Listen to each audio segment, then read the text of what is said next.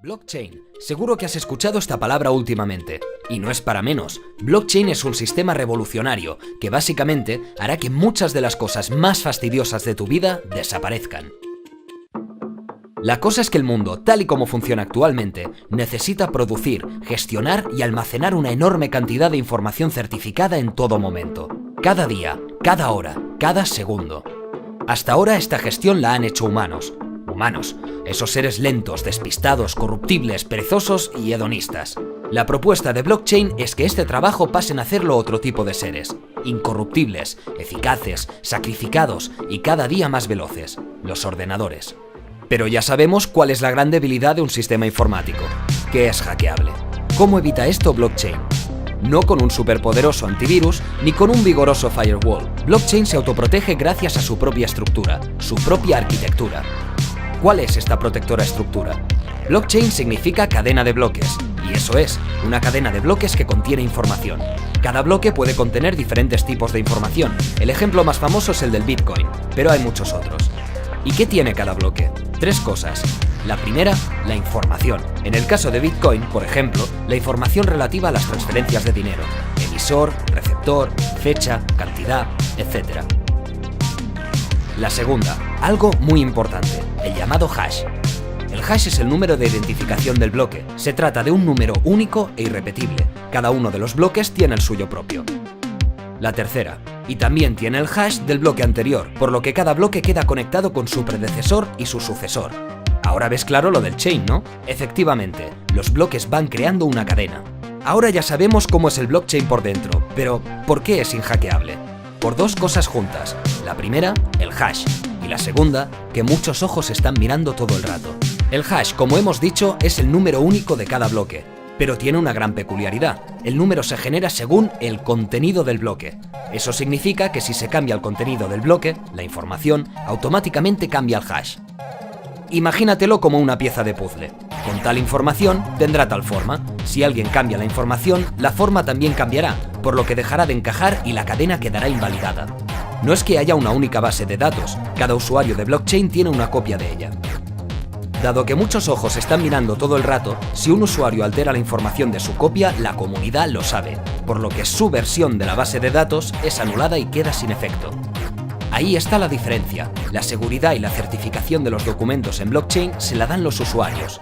No una gran institución, no un banco, no un notario. Usuarios iguales, pero muchos, muchísimos. ¿Y cómo lo hace blockchain para captar a todos estos usuarios? Buena pregunta. Los usuarios pueden decidir unirse a la red blockchain por 2 motivos. Simplemente para usar el sistema o bien para hacer algo mucho más goloso. Crear nuevos blocks para la chain. Los que hacen esto último son los mineros. Muchos partícipes de blockchain no están allí para usar los servicios del sistema, solo quieren una cosa, crear nuevos bloques. Son los llamados mineros. A medida que se van firmando contratos, haciendo transferencias o lo que sea, hay la necesidad de almacenar esa información en un nuevo bloque. Para añadir un nuevo bloque a la cadena hay que resolver un problema matemático muy complejo. Para resolverlo hace falta una gran potencia de computación, así que los mineros ponen sus procesadores a todo gas para intentar resolverlo. Una vez creen haberlo resuelto, el resto de la comunidad verifica que la solución es la correcta. Si lo es, el nuevo bloque se añade a la cadena, la información queda consolidada y el acuerdo se lleva a cabo. Y lo más importante, el minero que ha encontrado la clave cobra la recompensa. En el caso de Bitcoin, ahora es de 12,5 Bitcoins. Un botín nada despreciable, teniendo en cuenta que cada Bitcoin vale, en estos momentos, $10.500. Pero blockchain no siempre ha sido tan popular. En sus inicios nadie le hizo mucho caso. El sistema blockchain fue creado en 1991, pero no fue usado hasta 2009, cuando un tal Satoshi Nakamoto, seudónimo detrás del cual, todavía hoy, nadie sabe quién hay, lo usó de base para su ahora famosísimo Bitcoin. Pero blockchain es mucho más que Bitcoin. Las aplicaciones de este sistema son muy diversas.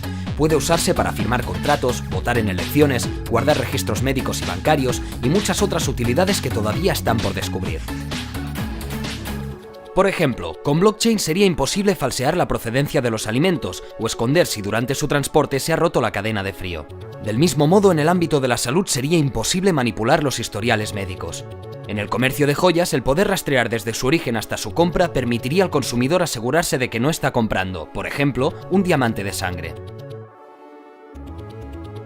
Se trata, en resumen, de almacenar información con muchos ojos mirando, muchos testigos, lo que dificulta que la información sea falseada. Blockchain es mucho más que una simple base de datos. Es un sistema de almacenaje de información fuera del sistema convencional, una herramienta para crear una sociedad más equitativa, más transparente y más veraz.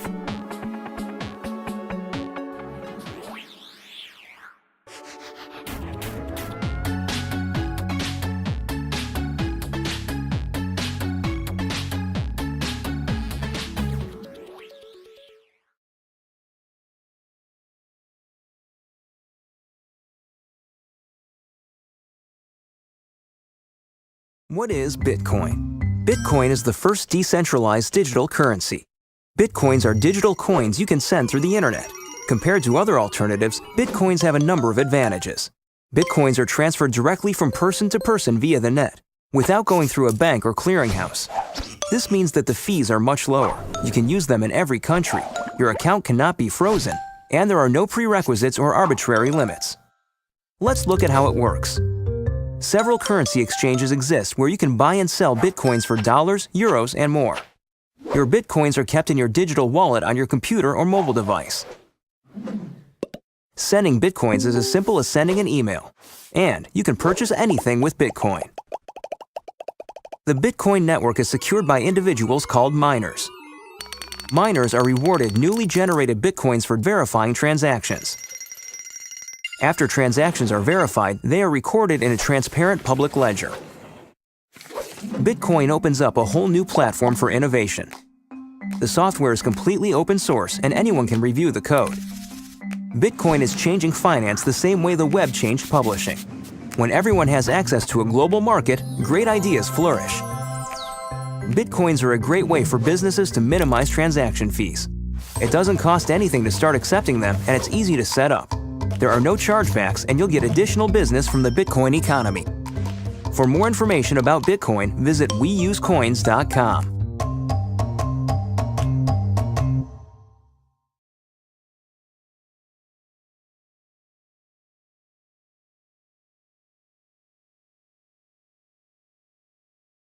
Bitcoin and things like it is the equivalent of the red pill, okay?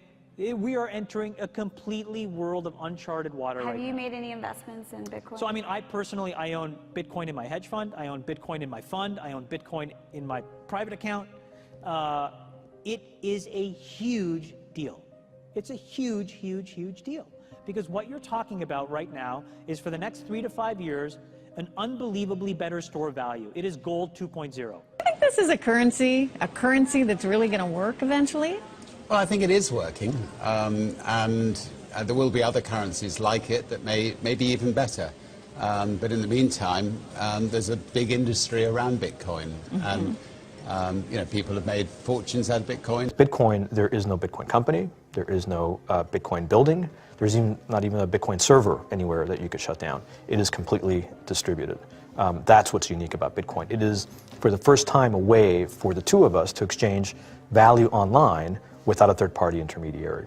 Until the invention of Bitcoin, for you and me to exchange money online, we had to employ a third party, like PayPal, like Visa, like MasterCard, right? And we live in the 21st century. If we want to have a video call to China, we can do that for free.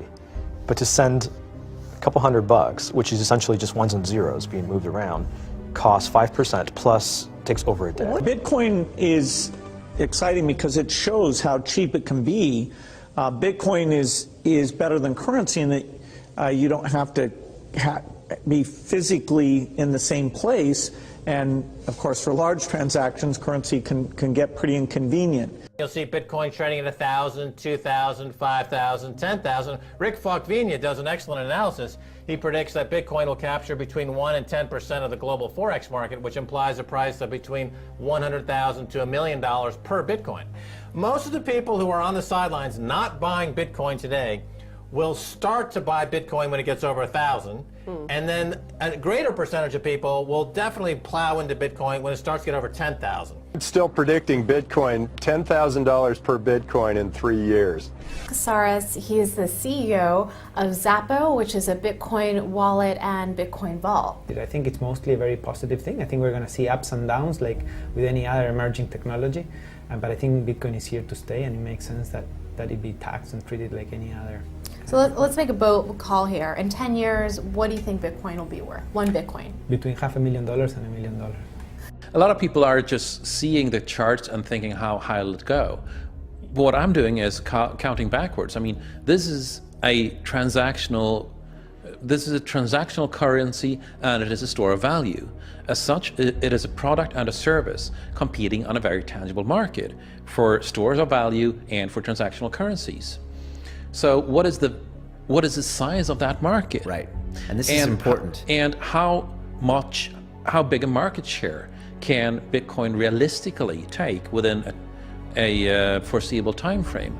When you ask that question, then you come up with a market cap of Bitcoin total, and then you divide that by the number of Bitcoin in circulation by your estimated time, and seeing how Chinese are buying Bitcoin like crazy, I actually had to adjust this number upwards, but then you come up with a number of about $2 to $5 million per Bitcoin. It suggests that everyone go back to buy one Bitcoin.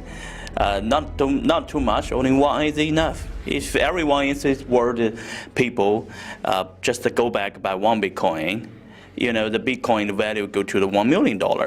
When the Bitcoin have $1 million, all around the world will be crazy, and everyone will be the follow, and the other digital currency just to be be grandson of the Bitcoin.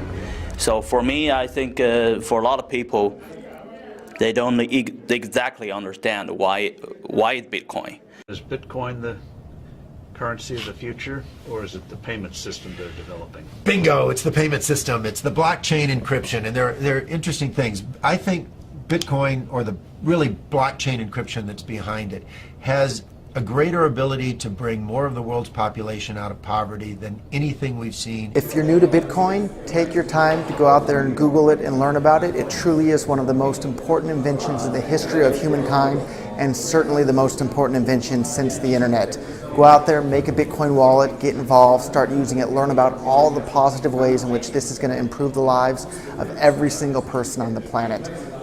Get involved, do it today. It's going to help everybody. Thank you.